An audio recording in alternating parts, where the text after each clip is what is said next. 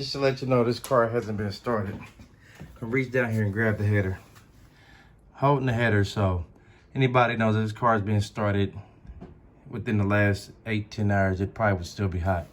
But there it is, the Holley Sniper EFI. I said I wanted to just show a cold start of this vehicle after a 3-month period.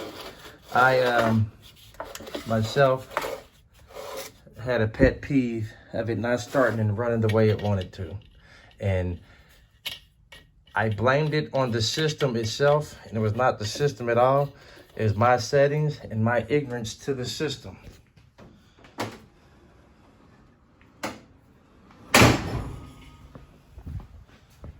So here we go. This car's been sitting here for 3 months. It was beginning of August is last I started it. You have to let it purge first. The fuel pump kicks in for 5 seconds. I have mine set at 7.